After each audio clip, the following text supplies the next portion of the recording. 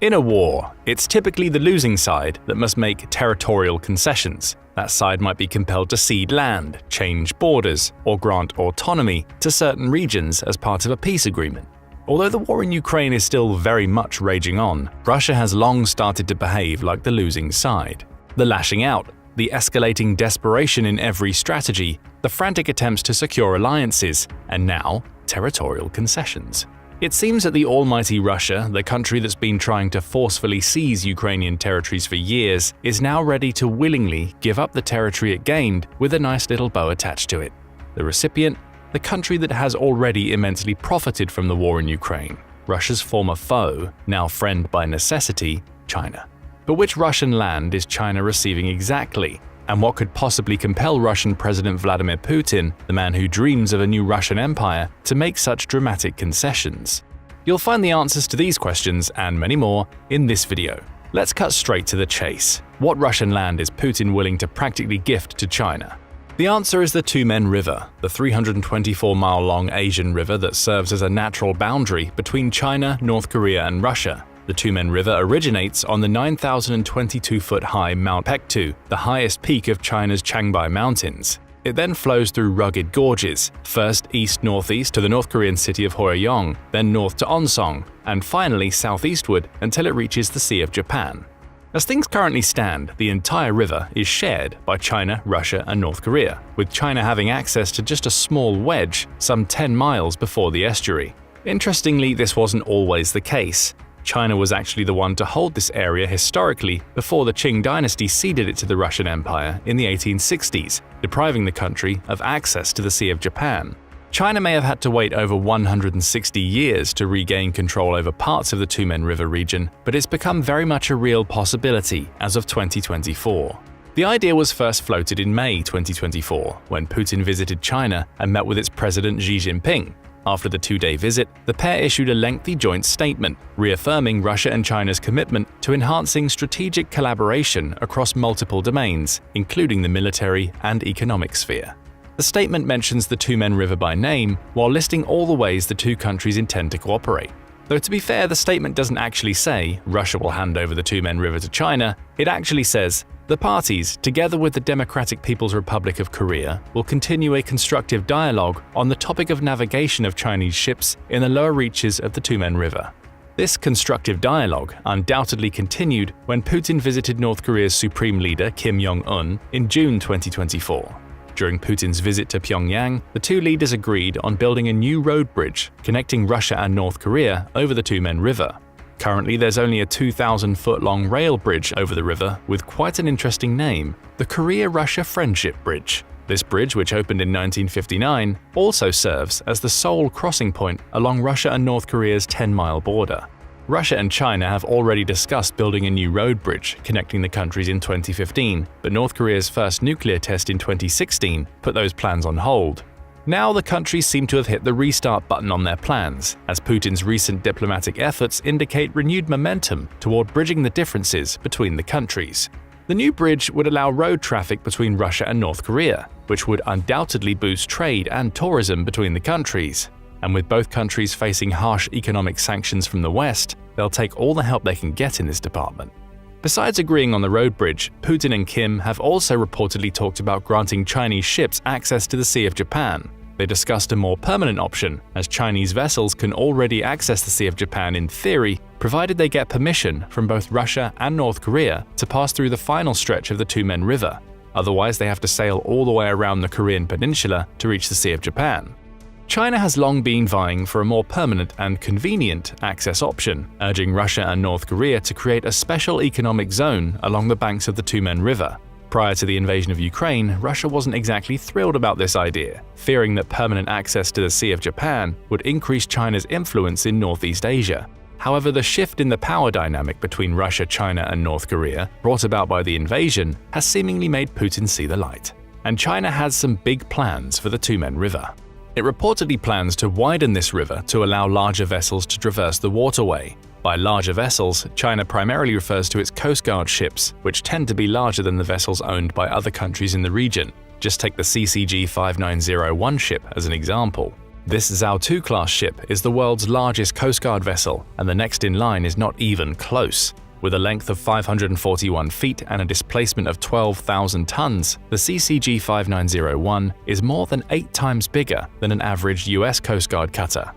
Even the largest and most technologically advanced among these vessels, the national security cutters, still fall short of the Zhao 2 class ship in terms of size and displacement, with 418 feet and 4,500 tons respectively. This vessel even trumps the US Navy's 9,800-ton Ticonderoga-class cruisers and 9,900-ton Arleigh Burke-class destroyers in size. With these figures in mind, it shouldn't be surprising the CCG 5901 has been nicknamed the Monster. Currently, the Monster is busy intimidating the Philippine Coast Guard and its 5 times smaller vessels at Sabina Shoal. If China gets direct access to the Sea of Japan, Japan is probably the next in line to feel the pressure of China's maritime assertiveness, followed by the many disputed islands in the region.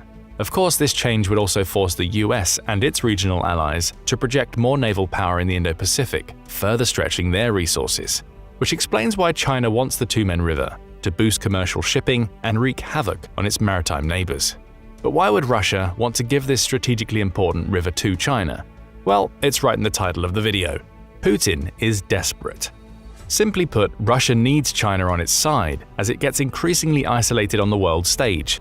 As things stand, the only direction Russia can look to for help is east. There's nothing for them in the west. However, Putin is running out of incentives to offer Xi. He was already forced to warm up to the idea of China's Belt and Road Initiative and Arctic ambitions. Up next, territorial concessions. Russia isn't exactly taking the greatest care of the Tumen River currently. In other words, such a concession wouldn't be like handing over some precious treasure to China. No, the Russian side of the Tumen River is largely neglected, with just a single border post village and minimal infrastructure development. Still, the strategic importance of this area makes it a valuable commodity in geopolitical negotiations, one that Putin must be ready to bid farewell to if he's to secure China's support. But why is Putin clinging to China's support so desperately? It's simple, really. Things in Ukraine aren't exactly going according to his plan. Though his lapdogs have tried to rewrite history ever since, it's widely known that Putin believed before the invasion started that he would bring Ukraine to its knees in just 3 days. But here we are almost 900 days later, and Russia is the one that seems to be on its knees. For starters, Russia is running out of everything: planes, ships, tanks, people. As of July 10, 2024, Russia has lost 554,510 troops in Ukraine since the invasion started, according to the General Staff of Ukraine's armed forces. According to the same report, the country has also lost 8,180 tanks, 15,715 armored vehicles, 20,269 vehicles and fueling tanks, 15,051 artillery systems, 1,115 multiple launch rocket systems, 883 air defense systems, 361 planes, 326 helicopters, 11,973 drones, 28 ships and boats, and 1 submarine. Sure, Putin is recruiting contract soldiers, 100,000 of them in just the first 3 months of 2024, and pushing Russia's defense industry to its very limits, but he still can't outrun the reality of dwindling resources and escalating losses. Due to these high losses, Russia simply lacks the munitions and soldiers to launch a new major offensive in Ukraine, as reported by Reuters from an undisclosed senior NATO official. The same official claimed that Russia would need a new wave of mobilization and significant ammunition supplies from countries beyond what it's already getting from Iran and from North Korea if it were to sustain any notable operation. This puts Putin's willingness to concede anything and everything into perspective. Unlike Russia, Ukraine doesn't have to go above and beyond to secure support and resources from its allies. That's another reason why Putin is so desperate. After months of being blocked in the US Senate, the $61 billion aid package to Ukraine was finally approved in April 2024 and is gradually making its way towards Ukraine. About $1 billion worth of weapons was moved almost immediately following the announcement. In the following months, 3 more defense aid packages were sent.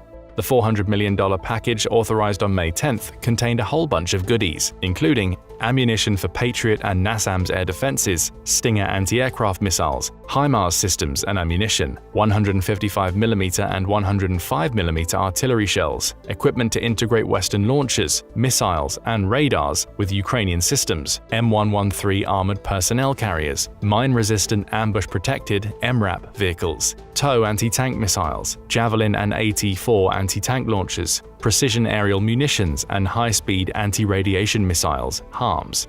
But that's not all. With the $275 million military package announced on May 24th, Ukraine additionally received HIMARS ammunition, 155mm and 105mm artillery shells, TOW anti-tank missiles, Javelin and AT-4 anti-tank systems, and precision aerial munitions.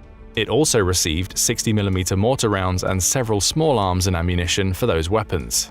As for the $225 million aid package announced on June 7th, it contained Hawk air defenses, 155mm howitzers, 81mm mortars, artillery shells, HIMARS ammunition, Stinger missiles, Javelin and AT-4 anti-tank launchers, armored vehicles, and last but not least, patrol boats. This package was actually announced during a meeting between President Joe Biden and Ukraine's President Volodymyr Zelensky. During the meeting, Biden also apologized for the delayed delivery and praised Ukraine for its unyielding resistance. His exact words were, "You know, you haven't bowed down, you haven't yielded at all, you continue to fight in a way that's just remarkable, and we're not going to walk away from you." And Biden certainly kept his promise. Since then, 2 new aid packages to Ukraine have been discussed. On July 3rd, the US Department of Defense announced the new $150 million aid package containing critical capabilities drawn from US stocks. The package contains many of the weapons delivered in previous packages, which have proven crucial for Ukraine's defense. There have also been talks about a new mammoth package worth over $2.3 billion, which is expected to be announced soon, according to the US Secretary of Defense Lloyd Austin. He also explained that the package will contain air defense missiles, anti-tank weapons, and other critical munitions from US stockpiles. But even if we take the US out of the equation, which some fear former President Donald Trump will do if re-elected in November, Ukraine is still being taken care of by other allies. Here's a quick rundown of some of the ways these allies pledged to help Ukraine recently. On June 15th, Austria announced plans to send an additional $10.7 million to humanitarian organizations working with Ukrainians in Ukraine and Moldova. Since Austria is bound to neutrality by the 1955 Austrian State Treaty and its constitution, humanitarian and economic aid is the only way the country can help Ukraine. Of course, such help is greatly appreciated, given that the United Nations Refugee Agency estimates there are over 14.6 million Ukrainian people in need of urgent humanitarian assistance. The very next day, June 16th, at the Summit of Peace in Ukraine in Switzerland, Canadian Prime Minister Justin Trudeau unveiled a $38.1 million aid package, with $14.5 million of it being allocated to the repair of the Ukrainian energy equipment and infrastructure damaged by Russia. On June 17th, it was reported that Germany planned to deliver a new Frankenstein air defense tank to Ukraine. This innovative tank consists of an advanced German Skyranger anti-aircraft gun mounted on a Leopard 1 main battle tank, with the goal of downing drones and missiles. Although developed relatively recently, the Skyranger system has quickly made a name for itself, thanks to its sophisticated sensors with a 360-degree view of the battlefield and ability to successfully take care of drones. Germany, which is Ukraine's #1 European donor, has also promised to deliver a third Patriot system to Ukraine in the coming months, as confirmed by the country's Chancellor Olaf Scholz. On June 27th, Jana Chernakova, the Minister of Defense for the Czech Republic, announced that her country delivered 50,000 ammunition shells to Ukraine, which is just the beginning. This delivery is part of the first batch of ammunition for Ukraine financed by Germany, amounting to 180,000 rounds. Since Petr Pavel, the president of the Czech Republic, said that his country had identified 500,000 155mm shells and 300,000 122mm shells outside Europe that could be bought and sent to Ukraine, it's easy to conclude that more rounds are coming Ukraine's way. On July 5th, the Latvian Ministry of Defense announced plans to send a variety of over 2,500 combat drones worth $4.3 million to Ukraine in the same month, with the first batch of around 300 units arriving shortly after the announcement. On July 10th, the newly appointed UK Prime Minister Keir Starmer officially gave Ukraine the green light to use the country's Storm Shadow long-range missiles to hit military targets inside Russia. Although Ukraine had already been granted permission to do so, there were fears that a change in administration could lead to a change in policy, but this isn't the case. Speaking at the 2024 Washington NATO summit, Starmer said that it's for Ukraine to decide how to deploy Storm Shadows for defensive purposes. So far, Ukraine has reportedly used these missiles with a range of up to 150 miles to hit Russian military targets in Crimea, the sovereign Ukrainian territory illegally annexed by Russia in 2014. By lifting the ban on the use of Western-supplied weapons against military targets on Russian soil, the UK, as well as many other Western allies, has created a game-changer for Ukraine and presented another reason for the desperation in Russia. As you can clearly see, Ukraine's allies, mostly NATO countries, have truly stepped up. So far, NATO members have provided about $43 billion in military aid every year since the start of Russia's invasion. And at the recent Washington NATO summit, they agreed to do the same next year, echoing Biden's powerful words, "We're not going to walk away from you." Besides helping Ukraine, NATO member countries have also been working on their individual defenses, strengthening the alliance altogether. In a chart published by NATO on June 17, 2024, you can see the amazing progress the member countries have made in the past 10 years. The chart compares the 2014 and 2024 defense expenditure as a share of gross domestic product (GDP) for every NATO country, showing how far most member states have truly come. As many as 23 member states have managed to meet or surpass the required 2% defense expenditure target of GDP set by NATO in 2014, highlighting significant progress in strengthening defense capabilities across the alliance. More importantly, only 3 of those countries were able to do the same in 2014. Currently, Poland is spending the most on defense, with 4.12% of its GDP, followed by Estonia with 3.43%, the US with 3.38%, and Latvia with 3.15%. Removing the US from that list, you might see a commonality between the top spending countries. They're all Russia's neighbors. With Russia evidently preparing for a long war, which could easily spill over into these regions, the countries aren't taking any chances. Latvia alone has more than tripled its expenditure compared to 2014, when it was spending below 1% of its GDP on defense. As for the remaining NATO member states, 8 of them didn't meet the 2% guideline in 2024. Croatia, Portugal, Italy, Canada, Belgium, Luxembourg, Slovenia, and Spain. However, almost all of these countries have significantly boosted their military budgets, showing a determination to eventually hit the target. Sure, Luxembourg might be spending 1.29% of its GDP on defense, but that's 3 times more than it did in 2014. Croatia is the only country that hasn't made any advances over the last decade, but it's also the country closest to hitting the 2% target with a current defense expenditure of 1.81%.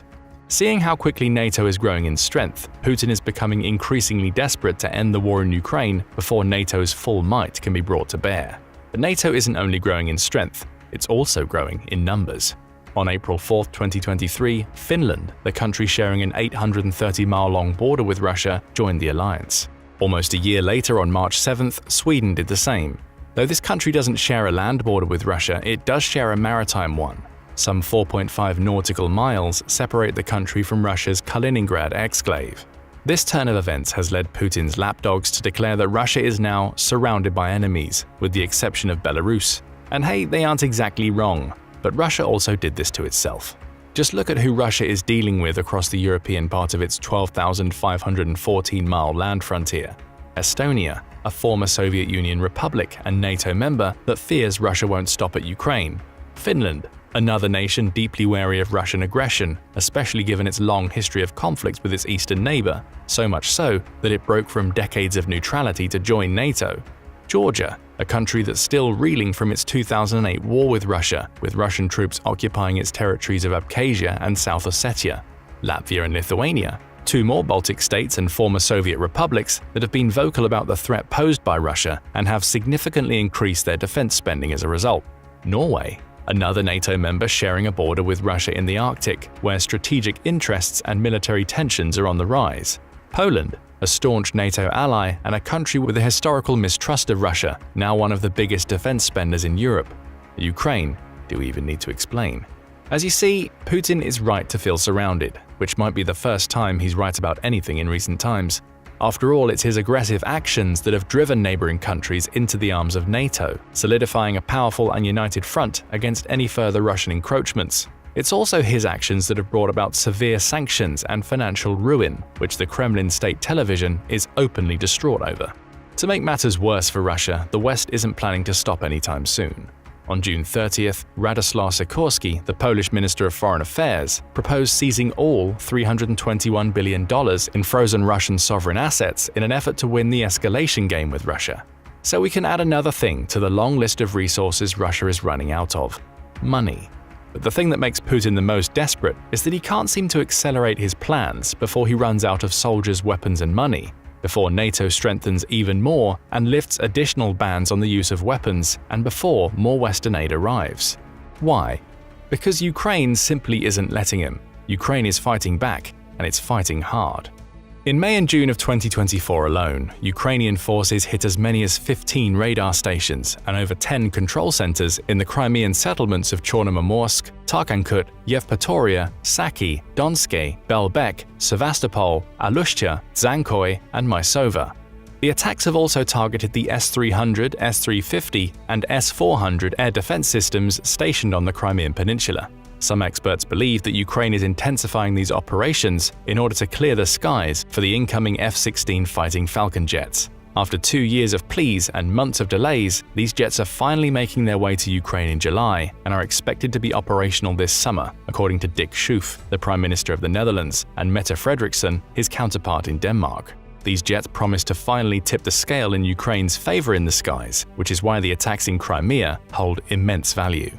And there's no doubt about it, these attacks have made Russia quite nervous. How do we know this? Well, Moscow has transferred the latest S-500 air defense systems to Crimea in order to protect what it perceives as its territory from these incessant attacks.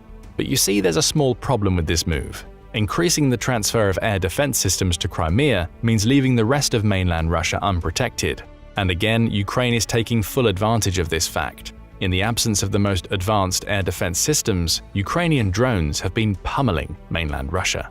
Some of the more recent targets include the Morozovsk airfield in Rostov Oblast on June 14th with at least 70 drones. The field in question hosted Su-34 fighter jets. The Novolipetsk metallurgical plant and similar facilities used for military purposes in Belgorod, Voronezh and Lipetsk oblasts on June 17th. 2 oil depots in Krasnodar Krai region on July 6th. The first, Lukoil Yugnefty product, suffered a massive fire. According to reports, the Russians couldn't extinguish the massive fire all day, which began after 2 explosions. The second, Rosneft Kubanefta product, had at least 3 of its fuel tanks damaged in the attack. A large ammunition depot in the village of Sergivka in Voronezh Oblast on July 7th. This depot, some 3.5 square miles big, reportedly stored surface-to-surface and surface-to-air missiles, shells for tanks and artillery, and boxes of ammunition for firearms. Owing to the success it had with drones, Ukraine is now mass-producing these strike vehicles, according to Herman Smetanin, the Director General of the state-owned Ukrainian defense industry company. Smetanin added that this surge in production is made possible with donations from private individuals. These drones will reportedly have a range of over 620 miles, with some experimental drones striking even further, as far as the Tatarstan Republic, 750 miles away from the Russian-Ukrainian border. The new long-range drones will continue to wreak havoc across Russia, targeting military infrastructure such as airfields, as well as oil refineries and depots. The goal of targeting refineries is to disrupt fuel supplies to the Russian military and diminish the country's export revenues, funding Russia's war machine. Meanwhile, targeting depots aims to dismantle critical supply chains, further crippling Russia's operational capabilities on the battlefield. With all this in mind, it becomes perfectly clear why Putin is growing desperate enough to even consider ceding part of Russian territory, especially when you consider that this move could potentially anger Putin's loyalists, ever so obsessed with Great Russia fanaticism. But what do you think? Is Putin truly all out of options? And if so, what's cost him the most so far? And while you're here, please share your predictions on China's future role in the war in Ukraine. Will the country continue shamelessly profiting off this tragedy, or will it be forced to reconsider its stance as international pressure mounts and the conflict's ramifications become more unpredictable? Share your thoughts and theories in the comments section below. Now go and check out How War in Ukraine Made Russia China's Slave, or click this other video instead.